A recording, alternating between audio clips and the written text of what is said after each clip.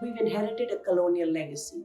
By its very nature, colonial laws do not create accountability of public servants or persons in positions of authority or power. When India has become a constitutional democracy, we have not changed our laws to place the citizen at the center and make all persons sitting in office accountable. So the ongoing efforts are to keep changing laws to create public accountability and strengthening the citizen. And the citizen not as an abstract entity, but the citizen as the woman citizen, as the citizen from the lower caste, as the citizen from a poor group, so that that citizen is more strengthened. In the family, the man is the head of the family. In society, women have subordinate roles and positions, and therefore resistance comes from the political class. There is religious sanction for patriarchal domination. There are cultural practices to subordinate women.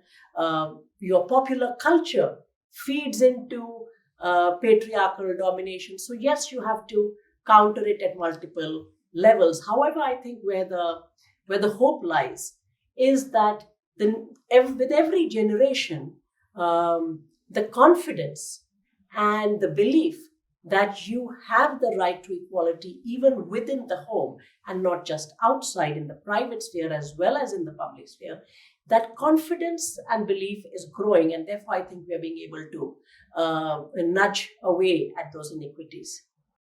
Lawyers and legal experts actually have a huge advantage in getting involved in the legislative process because the ideas that they're going to throw are coming from a mind that is trained and understands the reading of the law rather than a layperson or an activist who may have a very good idea, but the manner in which you will formulate it probably will not sit well with the law, or you will not understand the other concerns that any law will have to also keep in mind while crafting one particular provision.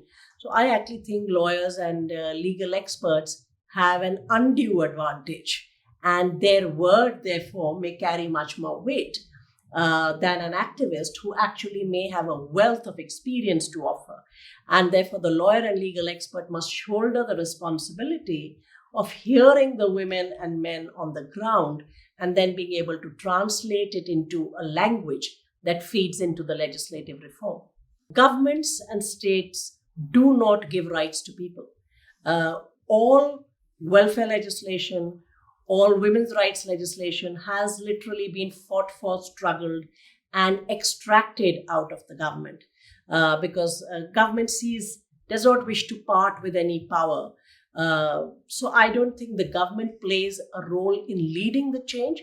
The government is compelled to participate in the change. Civil society is a definitely very, very significant and important ally because even if we do have at the national level or the regional level some individuals or even an NGO or a group or which is advocating for a change, unless you have some number, particularly in a democracy, unless you are able to make it a concern of a significant number in civil society, it is unlikely that you will be able to persuade the government to come along and legislate for the change. I would like this to see changes, and these changes are about legislative changes, how we move from protection to freedom, and how we start looking at the criminal justice system or rights. For instance, we've just had the decriminalization of the LGBTQ community, where recognition is today given to the transgender community, and there's decriminalization of all forms of sexual orientation and sexual expressions. So can we move as a society towards those where we can express freedoms, where there is sexual freedom, where there is equality, where there is dignity? Perhaps at some point we will move away from the negative approach of trying to gain protection against certain forms of harm, injury, prejudice, to an approach where law becomes the enabling agent of giving freedom, dignity, respect, equality.